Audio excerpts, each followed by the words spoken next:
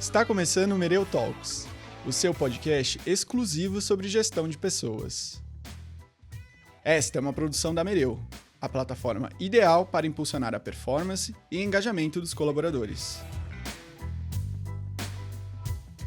Olá pessoal, sejam todos muito bem-vindos a mais um episódio do Mereu Talks. Eu sou o Gustavo Araújo, faço parte do time de marketing e produto da Mereu e estou aqui com o nosso cofundador da Mereu, Ivan, meu colega de bancada. Tudo bom, Ivan? Tudo jóia, Gus. Um prazer estar aqui com você em Floripa, nessa intertemporada maravilhosa. Prazer demais essa temporada que a gente está fazendo aqui em Florianópolis, conhecendo novas pessoas, novas ideias, novos temas. E hoje a gente vai falar de planejamento estratégico e cultura de resultado, como criar conexão e engajamento. Para bater esse papo com a gente hoje, a gente convidou a Paula Tavares, que é especialista em gestão estratégica, liderança e transformação organizacional na Cantu Inc. Tudo bom, Paula? Tudo bom, gente? É um prazer estar aqui com vocês e falar desses temas que são tão importantes, né?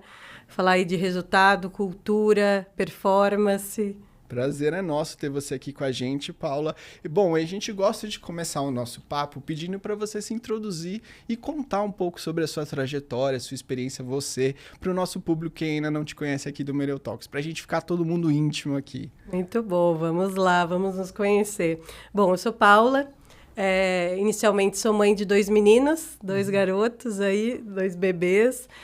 Sou casada, né? Sou gaúcha, mas moro aqui em Floripa há 10 anos, então já sou de casa. Sou formada em administração, né? Me especializei em gestão estratégica, empresarial, em gerenciamento de projetos, né? Que aí nos ajuda a tocar todas as frentes e iniciativas que a gente tem como companhia. Né?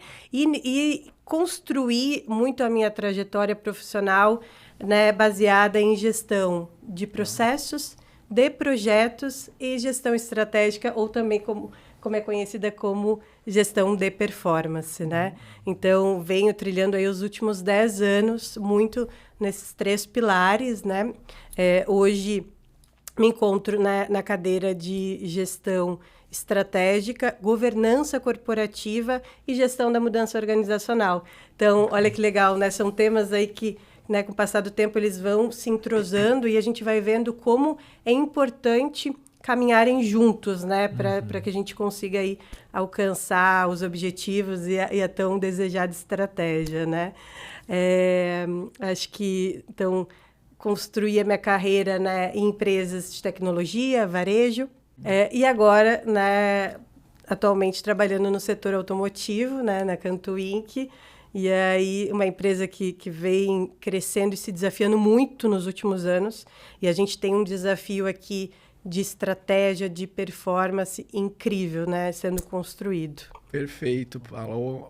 Incrível, prazer ter você aqui com a gente no Mereu Talks, e eu já queria puxar a conversa aqui com o nosso primeiro bloco de estratégia viva e coerência organizacional. Quando a gente está falando aqui de planejamento estratégico, muitas vezes as pessoas pensam que tem um documento bonito aqui que está lá impresso e às vezes até guardado sobre planejamento estratégico e que a gente pensou estrategicamente para a organização. Mas eu queria saber de você, Paula, como que você diferencia um planejamento que fica de vitrine apenas só olhando para aquele que realmente direciona decisões e conecta pessoas dentro da organização? Ou seja, o que a gente faz que sai do papel ali e passa para a vivência das pessoas? Sabe, Gus, assim, isso é importante a gente falar porque existe um processo muito importante de amadurecimento. A gente não nasce com um planejamento estratégico que realmente é fácil de ser executado. Isso é um processo de amadurecimento que boa parte das companhias precisa passar, né? Então, muitas companhias começam com um planejamento estratégico realmente para ser um documento. Principalmente grandes e médias empresas, né? Tem um pouco disso como um padrão, mas chega um momento que a gente, né, vive uma virada, ou precisa viver uma virada importante, que é de entender como aquele plano ele precisa refletir o que vai ser feito e principalmente priorizado dentro da rotina das pessoas. Porque é sobre isso, né? A estratégia ela não acontece sem atitude, sem ação, né? Então, dentro da minha vivência, né, e que eu tive uma vivência anterior em que o planejamento estratégico ele era algo muito distante, muito desconhecido, para uma realidade, né, agora nos últimos anos, de um plano muito vivo, né, onde a gente tem uma comunicação muito intencional e muito cruzada, integrada das coisas, para que as pessoas vejam que o trabalho delas, né, a parte delas, faz parte de um todo e que, no final, é a entrega da estratégia. Sim. É isso, né? Então, é uma série de ações, iniciativas, comunicações muito, de novo, intencionais que precisam ser feitas para isso sair de uma vitrine e realmente ir para a prática, né? Perfeito. Então, você falou um ponto importante, que é que a estratégia conectada à execução, ela gera, né, estatisticamente falando, as pesquisas mostram que gera um crescimento maior do que as empresas que têm isso mais descompassado, desconectado. Mas a pergunta, ela é de $1 milhão. Quais mecanismos você utiliza, você conhece, você já viu, que faz com que exista essa conexão da estratégia com a execução? Exatamente para que as empresas realmente, de fato, consigam crescer, né? Vou trazer um pouco da minha experiência, né? Acho que cada companhia acaba encontrando um pouco do seu jeito, porque como a gente, né, como é um dos nossos temas, a cultura, ela é algo essencial para fazer isso acontecer e ela nos diz também um pouco, ela nos dá o ritmo, né? Então, na minha experiência, isso só realmente aconteceu a partir do momento em que a gente conseguiu aproximar isso dos nossos colaboradores, assim, né? Então, sim, existe um trabalho muito forte e estruturado, né, em cima do nosso modelo de gestão, né? Então, também temos modelos de gestão diferentes, né, nas companhias, mas o nosso, nós temos aí 2 grandes pilares que se encontram no final. Então, o primeiro deles é a estratégia, então, planejamento de 5 anos, o plano do próximo ano. A gente olha depois para metas, iniciativas, olha para o portfólio de projetos, olha para o orçamento e chega no painel de metas das pessoas, que, se a gente olhar, é um grande desdobramento. As coisas precisam estar casadas para se conversarem e para que realmente o que as pessoas fazem, né, no seu dia a dia, né, vá se somando e a gente alcança aí o planejamento, tão desejado planejamento estratégico e o plano de 5 anos. Mas também um pilar aqui que a gente usa muito forte, atrelado, que é de fit cultural. Então, assim, a estratégia ela não pode acontecer a qualquer custo, né? Sim. Ela precisa respeitar os valores da companhia, a cultura da companhia. Então, é muito legal a gente ver isso acontecendo sobre esses 2 pilares, da performance, de metas puramente, mas também da performance cultural, do quanto as pessoas estão, né, caminhando para aquilo que a empresa valoriza e deseja, né? E no final, isso se encontra aí, obviamente, em ciclos de remuneração, em ciclos, né, de benefícios, enfim. E daí é onde a gente também, né, devolve para as pessoas, né, todo o esforço que foi demandado durante aquele ciclo, né? Então, eu trago um pouco do exemplo do nosso modelo, porque ele é uma forma bem pragmática, né, para a gente entender esse desdobramento até chegar aí nas pessoas, na execução, e também os ritos de gestão, eles são fundamentais para trazer constância, para trazer ritmo, né, para esse movimento. Então, falar com as pessoas, trazer isso para as pautas é essencial, né, gente? Não é um quadro bonito, não pode ser um quadro bonito na parede. Precisa tá muito claro no dia a dia. Olha, eu estou fazendo isso porque vai apoiar a empresa naquela estratégia, né? Então, acho que é um pouco por aí, né, que eu acredito que a gente apoia, né, nesse sentido. E você citou parte da cultura, e eu acho isso muito importante, porque cultura de resultado não é só a pressão por alcance de metas, né? E aí eu queria saber, na sua visão, Paulo, o que de fato uma cultura de resultado, que eu posso chamar aqui de saudável, talvez, como é que ela sustenta esse planejamento estratégico? Você pontuou ali que ela é importante, mas como que a gente tem uma cultura de resultado saudável ali para ajudar esse planejamento estratégico? Sabe, Gus, eu fico pensando um pouco sobre isso e eu acho que é uma pergunta bem essencial, porque quando a gente olha, inclusive para a área que eu toco hoje de gestão estratégica, ela acaba ficando muito atrelada à meta, pressão, parece, né, que esse é o nosso papel, pressionar para que as metas aconteçam. Inclusive, isso é brincadeira corporativa, né? Mas eu acho que o grande segredo está em engajar as pessoas nesse processo, assim. A verdade é que nós só somos guardiões do plano estratégico. Mas se os gestores, né, primeiro os executivos, os gestores e as equipes não estiverem engajadas nesse processo, a coisa não anda muito bem, né? E aí, realmente, a gente tem que dosar. Porque, às vezes, para um processo se instituir, a gente acaba realmente sendo muito cartesiano, né? E aí, em algum momento, você tem que refletir, peraí, será que esse é o caminho?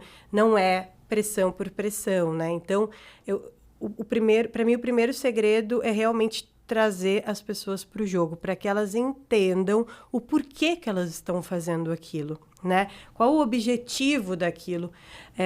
E aí, quando isso acontece, porque demora um tempo, né? Mas quando isso acontece, fica tão mais fácil nessa dinâmica acontecer, a gente sai um pouco desse lugar aí de talvez, vou falar pressão, né?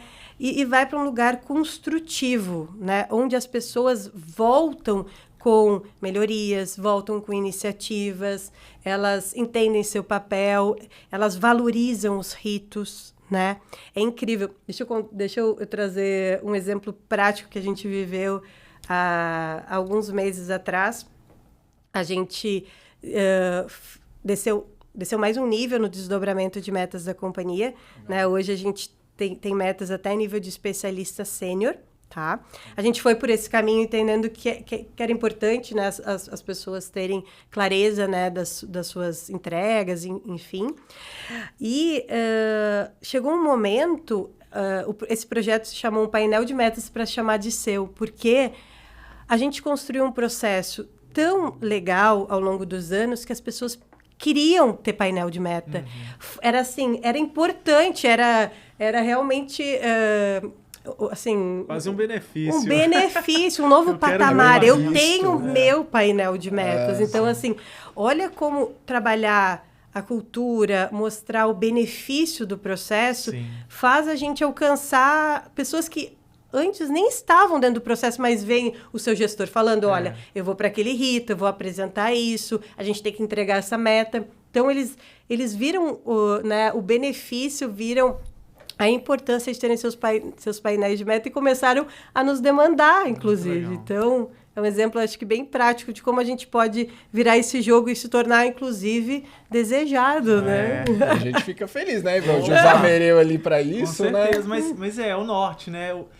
Qual que é a minha contribuição para a estratégia da companhia? Tá ali claro, né? Então, eu quero mostrar o meu valor para a companhia, para os meus pares, para o meu time, para o meu gestor, né? Então e a ferramenta apoiando é incrível. Bem legal. E sabe que quando, né, o processo ele tá tão estruturado e casado a ponto das pessoas entenderem que os ciclos, né, de mérito, as promoções, elas acontecem baseada na performance, tanto de metas quanto na performance também ali, né, cultural. É muito importante que elas tenham clareza, né, do que é esperado. Sim. Porque daí eles conseguem realmente ter um plano, né, claro do que precisa ser feito. E aí é quase que um plano de carreira, né? Exato. A regra estando clara, todo mundo começa a jogar de forma alinhada, né? Ô, Paulo, falando de alinhamento, regras e tudo mais, eu vou entrar num assunto do planejamento estratégico, de novo. O planejamento estratégico exige priorizações, né? Exige cenários e priorizações. E pode ser que você tenha ali conflitos de interesses entre algumas áreas, né? Poxa, o meu projeto ele vai ser priorizado dentro dessa visão estratégica ou não vai? O meu projeto, eu digo, o projeto que a minha área está mais envolvida. Como que você lida ou vê, né, mecanismos para que consiga realmente colocar todos os interesses, mas a definição e a prioridade em cima do que realmente é importante para a companhia, que realmente vai gerar impacto de forma estratégica para a organização. Então, eu vejo que o desdobramento ele tem um papel fundamental nisso. E ele existe para isso, né? Para nos apoiar na priorização, né? Então, obviamente que a gente, muitas vezes, começa as discussões, né, estratégicas no nível mais executivo, né? Então, onde a gente fala tanto de companhia como um todo, mas também das unidades de negócio, enfim, das oportunidades, dos desafios, dos riscos e assim por diante. Então, a gente alinha isso numa visão mais executiva, mas num segundo momento, falando melhor, é essencial que a gente traga, né, os envolvidos para o jogo. Então, a gente tem como prática sempre reunir, aí é claro que cada companhia aí vai organizando conforme faz sentido, né? A gente acaba distribuindo as conversas entre back-office e as unidades de negócio, e a gente procura criar um time multidisciplinar. Então, eu não estou falando só com o diretor comercial ou com o time comercial, né? Eu estou falando com o time comercial, eu estou falando com o time de marketing, eu estou falando com o RH, com gente de gestão, né? Trazendo aqui os desafios de pessoas. Estou falando... Enfim, eu vou trazendo para essa conversa vários atores que integram esse plano. Com isso, a gente consegue colocar na mesa o ponto, as necessidades e as iniciativas de todos esses públicos. Mas, bom, é muita coisa. Ainda é muita coisa, né? E aí, com esse próprio grupo, a gente faz um trabalho de priorização. Então, vamos lá. Vamos fazer aqui um exercício, né? Então, hoje, para vocês entenderem, a gente trabalha com uma metodologia híbrida. Então, gestão por diretrizes, muito conhecida, Falcone, mas também com OKRs, tá? Então, a gente fez um modelo híbrido, né? Perfeito. Muito nosso, sim, mas que... O ambidestro. Que vai procurando as melhores práticas desses dois mundos, né? Então, a gente, obviamente, monta o plano estratégico, mas a gente olha para os objetivos chaves, e olha para as iniciativas. Então, o que a gente vai fazer para alcançar. Então, nesse exercício com esse público, a gente vai listando quais são os objetivos, quais são os indicadores e as iniciativas. E com eles mesmos, a gente já faz um primeiro filtro. O que daqui, gente, é essencial para a gente alcançar o resultado. Com isso feito, aí sim, aí a gente pode ir para outras etapas de priorização. Aí com os executivos, aí a gente volta depois com os executivos para fechar esse bloco. Mas eu vejo que o grande segredo aqui é realmente, né, colocar os envolvidos na sala, trabalhar com eles uma primeira priorização, e depois a gente fecha isso, né, com o olhar, né, dos nossos diretores e por aí, né? Perfeito. Agora a gente vai entrar aqui no nosso bloco que a gente chamou de aplicações práticas e os bastidores ali da decisão. E eu queria trazer para você, Paula, que planejamento estratégico sem execução não vale nada.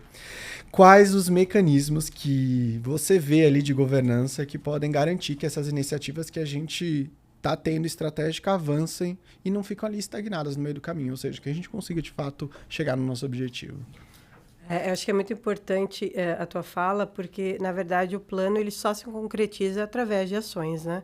Então, se a gente não for prático e pragmático, a verdade é que ele não acontece, né? Mas, olhando aqui um pouco para a governança, né, do planejamento estratégico, eu acho que eu vejo, né, como essencial a gente ter pautas, né, bem alinhadas e integradas em todos os fóruns que a gente trabalha na companhia. Então, vamos lá. A gente tem aqui, né, ritos, né, mensais com equipe. Então, é importante que isso seja uma pauta. Reunião de diretoria. Essa pauta, ela precisa vir. Então, claro que com um olhar um pouco mais, talvez, estratégico, mas ela precisa vir. E também, quando a gente fala de governança corporativa, reunião de conselho, comitês de auditoria, de pessoas e remuneração, de novo essas pautas precisam vir para a mesa. Porque daí a gente realmente consegue casar, Né? Porque acontece, né? Eu não sei se vocês já viveram isso, das vezes esses públicos estarem falando de coisas diferentes. A gente vai para uma reunião de equipe, parece que a estratégia da companhia é uma coisa. A gente vai para a diretoria é outra. E quando a gente vai para conselho, é outra. Então, assim, aí realmente, né, é muito difícil de manter essa governança. Então, eu acho que esse é a primeira dica, enfim, né, que eu daria aqui, ter as pautas bastante alinhadas. Fora isso, de novo, né, manter as comunicações intencionais. Em que sentido? Eu vou fazer um treinamento. Linka aquele treinamento com um objetivo estratégico. Deixa claro, Deixa claro. Olha, esse treinamento, ele impacta nisso. Treinamentos, comunicações, tudo isso precisa estar muito alinhado e precisa estar claro, olha, isso se relaciona, leva a essa estratégia, né? Então... Isso é bem legal, porque lembra as pessoas, a nossa estratégia é aquela lá, lembra? Por isso que estamos fazendo isso aqui. Acho que reforça também sem isso dúvida. Na estratégia, no dia a dia. Sabe que a gente criou nesse último ciclo o que a gente chama de mapa aspiracional. Né? Então, não é um mapa estratégico com meta, com número. São objetivos que a gente, né, almeja alcançar nos próximos anos. Então, fica muito fácil de quando você vai fazer uma comunicação, um treinamento, linkar um objetivo aspiracional. Então, o objetivo... a gente tem um objetivo aqui que é melhorar a nossa comunicação interna. Esse treinamento de tal plataforma, ele apoia nesse objetivo. A gente deseja ter o melhor time. Esse treinamento, esse novo processo, ele apoia esse objetivo. Então, isso também vai criando corpo, assim, sabe, no processo, né, estratégico. Paulo, falando de rituais... você até comentou sobre as reuniões de resultados, né, mensais, depois a do conselho. Muita gente ainda acha, né, que essas reuniões são burocráticas e para prestar contas, né? E não olham com aquela outra ótica que é do aprendizado, de como definir o futuro, correção de rotas. Como que você enxerga, né, isso e quais são as dicas ou pontos que você poderia até dar para a nossa audiência para que ela não caia nessa casca de banana aí, né, porque é uma perda de tempo se você não está tirando valor num momento desse, né? Só parece uma cobrança pontual ali, né? Sim. Isso é um grande desafio, né? A gente, aqui como área de gente de gestão, de novo, né, como guardiões desse processo, a gente acaba, né, tendo que dá ritmo a esses ritos, né? Inicialmente, as pessoas realmente acham que o objetivo vai ser realmente essa cobrança, enfim. E com o passar do tempo, a gente precisa ir desconstruindo isso, né? E contando um pouco de como a gente fez, né? Como a gente vem fazendo, né? A gente tem os ritos, né? Então, com basicamente todas as gerências. Depois, a gente constrói em 4 mãos esses materiais. Então, a gente olha para conquistas e desafios do mês anterior e do mês que está em andamento. A gente olha para as metas, apoia, né, na construção de planos de ação. Então, acho que isso também é algo bem legal de dizer. É importante que a gente olhe para as metas e construa juntos, né? Quais são as alternativas para que a gente alcance elas. E mais ainda também, eu acho que a gente não pode ser tão duro de achar que a gente não pode negociar ou rever rota. Para mim, esse também é um ponto muito, muito importante. Rever rota. A gente está num ambiente muito dinâmico, a gente sabe bem disso. E isso serve para todas as áreas, para o negócio, para todas as áreas. Então, também a gente precisa abrir ciclos de revisão, para dar espaço para as pessoas levantarem a mão e dizer, não faz mais sentido. Mudou o cenário. Mudou o cenário, exatamente, né? Então, assim, eu entendo que a gente está junto nesses ritos, com essa troca constante, vai desconstruindo um pouco isso, vai entendendo que não é uma prestação de contas, e sim uma construção para que cada um consiga alcançar ali suas metas, né? E para que a área alcance e a companhia por consequência, né? E depois, quando as pessoas veem esse trabalho também indo depois para uma agenda consolidada de diretoria, depois indo para uma agenda executiva, também vai tirando um pouco disso, porque eles vão vendo que é realmente uma construção que está sendo feita, né? Não é uma prestação de contas, até porque a gente não fala de nomes, né? A gente fala de área, de resultados, enfim, né? Então, acho que isso ajuda bastante, né? Aí desconstruindo um pouco desse sentimento. Mas, de novo, é uma construção, né? Não tem jeito. É tijolinho por tijolinho, né? Se não dá atenção, o negócio deturpa, né? E se perde rápido, né? É importante falar isso, assim. Porque, às vezes, a gente está num ritmo muito acelerado, todo mundo né, bem integrado, as coisas, um entregando para o outro, né? Vasos comunicantes acontecendo de uma forma bem plena. E, de repente, vem uma mudança, tem um mês que já não acontece, você já vê que já dá uma baixada. É incrível como tem que deixar sempre lá em cima, né?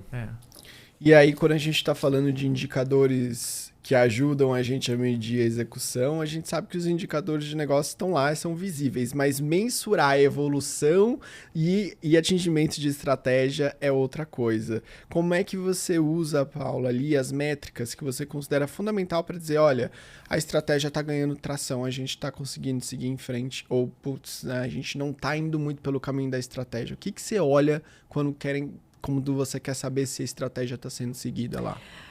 Hoje, a gente usa como base teórica o BSC, né? O Balance Scorecard. Legal. Então, obviamente, que a gente tem os nossos indicadores de receita, de resultado, EBITDA, margem, despesas e assim por diante, né? Que são indicadores de negócio. Cada uma das áreas tem os seus indicadores. Mas eu trago aqui o BSC talvez como um caminho legal da gente ter métricas para medir ao longo do tempo, porque a gente tem a perspectiva financeira, então a gente consegue ver a evolução financeira, tem a perspectiva de mercado, onde a gente consegue ver como é que está o crescimento da companhia, como é que está a capilaridade da companhia, os projetos, né, que vão nos levar para um outro patamar de mercado, como é que está a perspectiva de cliente, que também é mercado, como que os clientes estão nos vendo. Depois a gente vai para a perspectiva de processos, e aí, né, é também muito uma base para que as outras coisas aconteçam. Então, aqui a gente precisa olhar né, para a evolução de projetos que vão gerar escalabilidade, que vão nos apoiar na automatização, porque é isso, é o caminho, né? A gente não dá mais para fugir, né? Então, a gente também precisa ver o quanto que a gente evoluiu nesse sentido como companhia, como tecnologia, né? Depois, obviamente, para os indicadores ou métricas no nosso caso, logística, por exemplo, é um pilar essencial do nosso negócio, mas cada negócio tem um pilar aqui que sustenta. E também a gente, olha que legal, no nosso planejamento estratégico, a gente tem um objetivo dedicado à performance de pessoas dentro do modelo de gestão, para ver o quanto isso precisa ser cultural para a gente conseguir também, né, evoluir e medir como é que está, né, do ano passado para esse ano, assim. E hoje, só trazendo um dado para vocês, a gente, de um ano para o outro, né, com um modelo mais consistente, com mais constância, a gente conseguiu aumentar mais de 20 pontos percentuais a média de performance dos nossos colaboradores. Então, isso na prática dá para a gente ver, né, a efetividade. E, na última perspectiva, lembrando, né, do Balance Scorecard, a gente tem pessoas, gente, que não é porque ela é a última que ela é menos importante, muito pelo contrário, é ela que também dá, né, a base para tudo isso, né, acontecer. São as pessoas que fazem todo esse plano acontecer. E aí, aqui, a gente tem os indicadores de pessoas, que a gente pode olhar para turnover, a gente pode olhar para produtividade, a gente pode olhar para a comunicação, como é que está o atendimento interno, a comunicação interna. Então, claro que cada companhia tem o seu contexto, eu trouxe um pouco do nosso contexto, mas respondendo um pouco da tua pergunta, eu vejo que é um bom modelo para a gente criar esse olhar de evolução. Sim. Como que estamos evoluindo, sem olhar apenas para os indicadores ali do dia a dia, ou de negócio mesmo, né, comerciais. Ô, Paula, você falou da construção de um plano, né, envolvendo as áreas e tudo mais. Aí vamos supor que vocês, né, a empresa fez um plano perfeito, bem embasado, todo mundo colaborou. E aí veio um cenário que ninguém esperava.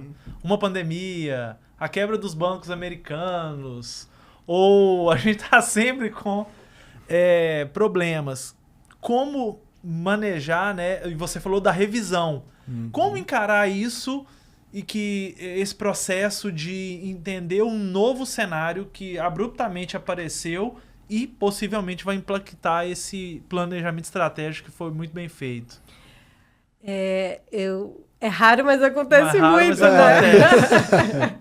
Brincadeiras à parte, mas é isso, assim, né? Rever a rota acontece e é normal, isso na vida, no trabalho, faz parte, né? Mas aí eu entendo que a gente precisa muito aqui trabalhar o comportamento, de novo, a cultura, né? Para que as pessoas vejam esse momento como um momento de aprendizado. Porque, na minha opinião, é muito pior a gente permanecer com um plano que não faz mais sentido. Não existe engajamento, não existe, assim, não tem estratégia de engajamento que segure as pessoas num plano que não faz mais sentido, está descasado com o dia a dia, né? Então, eu acho que o olhar e o que a gente precisa muito estimular nas pessoas é esse olhar de aprendizado, de rever rota, para que o plano ele esteja aderente a uma nova realidade. E tudo bem, né? Sim. Pode ser, a gente pode levar para o lado do erro, mas eu não levaria para esse lado, porque para mim é o lugar de aprendizado mesmo. Naquele momento fazia sentido, agora não faz mais. Então, vamos revisar junto, vamos reconstruir para que os próximos meses a gente esteja aí com um plano que priorize aquilo que faz mais sentido, né? E que mantenha o engajamento, né? Porque, como você falou, um plano que ele não é realista, quem que vai trabalhar num plano que não é realista, num objetivo que não é realista, né? Às vezes fica até sem norte, né? Sem dúvida, sem dúvida. Queria passar para o nosso próximo bloco aqui, carinhosamente apelidado de Tornando Cultura e Resultado Inseparáveis. E aí, para trazer esse assunto, a gente sabe que engajar a liderança, Paula, e times para estratégia não é algo que é fácil de fazer. A gente tem esse desafio, né? Tanto de comunicar quanto engajar para que isso esteja atrelado.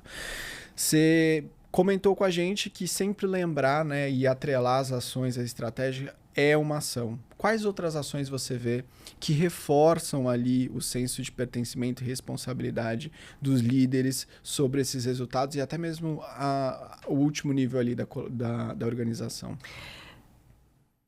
Eu acho que eu vejo como muito importante, assim, todos os processos, principalmente de RH, de gente de gestão, trazerem essa pauta. Então, vamos lá. O feedback, né? É um exemplo disso.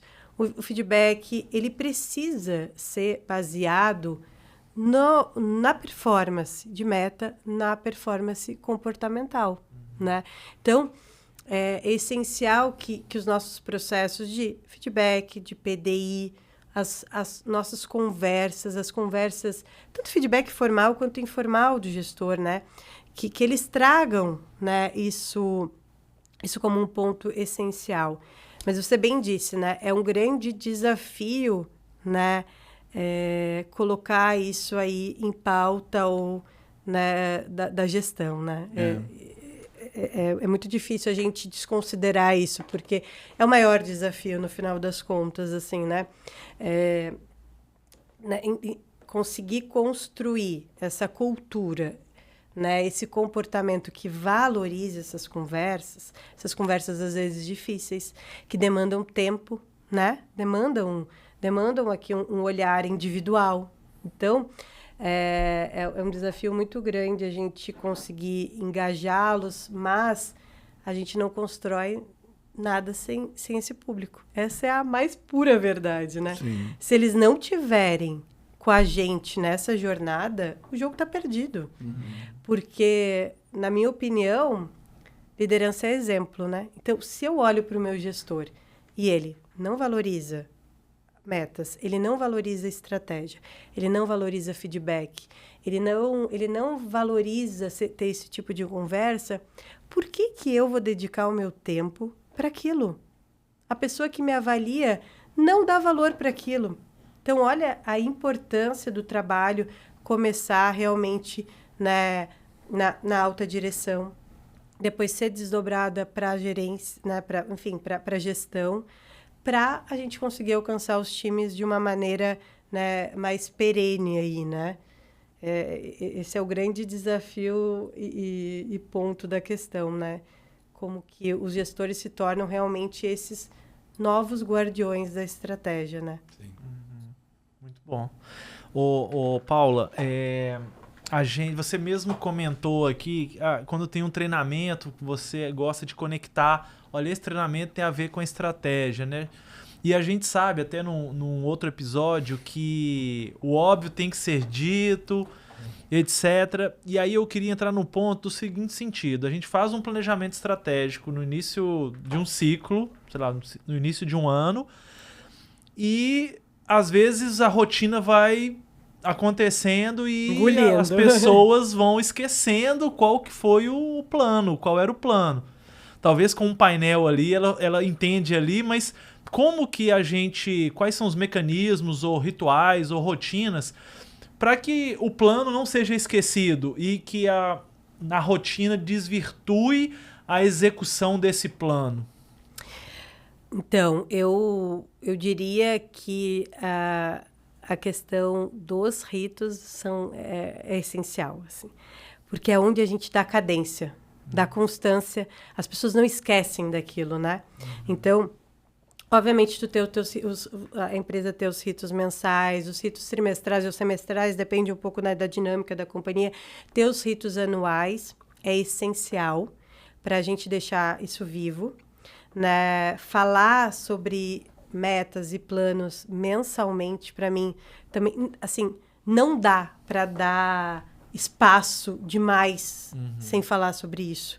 As pessoas são engolidas pela rotina. Sim. Essa é a verdade, né? Então, a gente precisa encontrar alguns momentos de tirar eles, né, nos tirar da rotina e discutir estratégia. Estratégia operacional, tática, enfim, né? Então, os ritos, para mim, são um caminho muito importante. Mas, de novo, é muito possível a gente reforçar essa estratégia ao longo do tempo. Então, obviamente, na área de gente de gestão, isso é mais forte. Então, quando a gente vai iniciar uma apresentação, né, a gente inicia falando da estratégia e de como que está conectado. A gente tem o nosso, por exemplo, Town Hall mensal. A gente inicia reforçando o nosso mapa. Gente, vocês já viram, né? Mas vamos falar de novo sobre isso? Vamos relembrar? Vamos falar dos nossos... Como que a gente é medido dentro desses objetivos? Isso, obviamente, acontece muito forte dentro da área, mas isso hoje já transborda a nossa área. Então, a gente vê, por exemplo, a área de tecnologia, quando vai apresentar um projeto, ele traz... O primeiro slide dele é o mapa aspiracional, dizendo, esse projeto de IA, ele se conecta à estratégia de ter escalabilidade e automatização nos nossos processos. Então, é legal que é um ciclo muito virtuoso, né? Quanto mais a gente faz, a gente vai vendo esse comportamento, né, crescer nas outras áreas, né? Sim, ou seja, qualquer iniciativa, projeto tem que estar associado a uma, né? E aí você reforçar isso em todos esses momentos garante que os projetos, a estratégia não é esquecida, né? É uma catequização, no final das contas, né? Que a gente está falando muito, né, da cultura católica, mas no final das contas é isso. A gente precisa catequizar.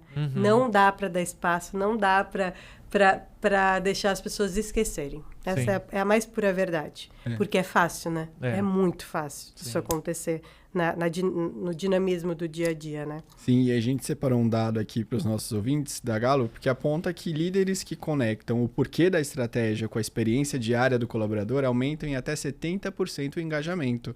Ou seja, quão precioso é a gente deixar claro e fazer esse jogo que você bem comentou desde o começo, que é sempre deixamos claro e sempre conectamos a estratégia com o porquê do que a gente está fazendo no dia a dia, né, Paulo? Perfeito, perfeito. É o caminho.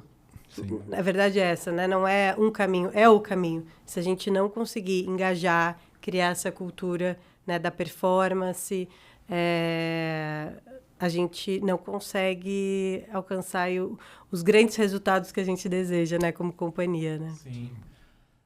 Paula, também para fechar aqui, a gente gosta sempre de pedir o convidado para dar um passo a passo ou dicas, algo realmente prático para quem está nos acompanhando poder, no dia seguinte, ao ouvir o episódio, aplicar ou tentar aplicar ali na prática, na sua realidade, na sua empresa.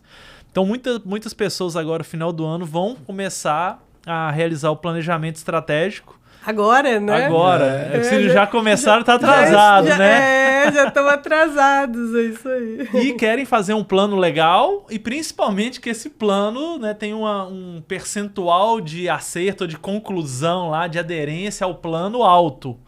Quais seriam dicas que você daria, né, nesses anos praticando esse exercício, né, que você tem? Quais dicas você daria para essas pessoas para fazer um bom plano e para ter o maior percentual de acerto ou de aderência ao plano na execução? Bom, para mim o primeiro passo é importante você identificar a maturidade, o nível de maturidade da companhia em relação a esse processo. Uhum. Isso é ideal porque às vezes a gente quer construir um plano assim fenomenal, mas a empresa não está preparada para aquilo, as pessoas não estão preparadas para receber aquilo.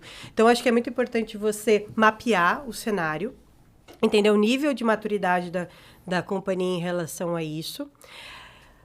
Baseado nisso e, obviamente, na cultura, no comportamento das pessoas, para também entender o que vai ter fit, né? O que vai, né, funcionar na dinâmica da companhia, porque, de novo, às vezes criar de cara muitos ritos, muitas etapas de desdobramento vai mais confundir do que ajudar. Né? Com a maturidade desse processo, a gente vai conseguindo, né, dar mais clareza e conseguir desdobrar, ser mais assertivo. Então, tomar bastante cuidado com isso, né, para não ir com muita sede ao pote, né? Então, cria uma estrutura. Eu gosto muito de falar de modelo de gestão, né, que são essas etapas básicas, né, para a gente criar um plano assertivo até chegar, né, no painel, enfim, nas metas dos colaboradores. Então, cria um modelo, o modelo de gestão que vai ter aderente com a tua companhia, né? Quais são as etapas que cabem? Cabe um plano de 5 anos? Legal. Cabe o planejamento estratégico do próximo ano? Vai lá, coloca essa etapa. Você já tem orçamento, budget? Não. Sim, coloca essa etapa. Você já trabalha com portfólio de projetos? Sim. Não. Coloca etapa. Então, assim, é isso. Você vai ter que entender muito da estrutura da companhia para ver se cabe ou se não cabe. Mas cria uma estrutura básica, né? Uhum. E você vai ter que treinar as pessoas para aquela nova dinâmica, né? Você vai ter que explicar melhor o porquê, vai ter que mostrar como que vai acontecer a dinâmica. E, assim, nada melhor do que a prática para construir um cenário melhor, né? Então, faz a primeira agenda. Talvez ela seja um desastre, mas tudo bem, foi a primeira. Até as pessoas vão entendendo e vocês vão construindo juntos o que faz sentido para a companhia, né? Mas, se eu pudesse dar, uma dica geral, tenta estruturar um modelo mínimo, né? E tem aqui bastante paciência, né? Persistência para conseguir vencer, né? Da check em cada uma dessas etapas, né? Eu acho que, sem dúvida, no final, você já vai ter um plano, um modelo bem mais assertivo do que no passado, né? Perfeito. Paula, muito obrigado por ter compartilhado com a gente todo esse conhecimento, assim ficou claro para o pessoal que também vai passar ou está passando agora por esse momento dentro das organizações. Queria agradecer a sua presença, de ter aceitado aqui o convite de participar do Mereu Talks e quem quiser prolongar ou se conectar com você para ter mais trocas, conversar mais assuntos, como é que faz para se conectar com você? Vamos lá, eu tenho, né, meu LinkedIn, Paula Tavares, né? Vai ser um prazer, né, poder me conectar, trocar ideia, enfim, sobre esse assunto e sobre outros também. Então, fiquem à vontade para me procurar, enfim, e mandar mensagem para a gente trocar algumas ideias nesse sentido. Perfeito. E obrigado você também, Ivan, por mais um episódio aqui no nosso Talks. Eu que agradeço, Gus. Foi bem pertinente esse timing com o tema, né? Planejamento estratégico vai ferver aí nas empresas e é só ouvir o episódio para fazer o checklist, fazer um bom planejamento e melhor, como executá-lo e alcançar uma boa taxa de sucesso. Perfeito. Obrigado, Paula, também. Muito obrigada, gente. E você que está ouvindo a gente, não deixa de seguir a gente nas nossas redes sociais. Se você está vindo do YouTube, se inscreva no Spotify também. Ou então procure por @mereubrasil para encontrar a gente no Instagram ou a gente no LinkedIn e ficar por dentro desse e outros assuntos de gente e gestão. É isso, pessoal. A gente fica por aqui. Até uma próxima. Tchau, tchau. Tchau, tchau.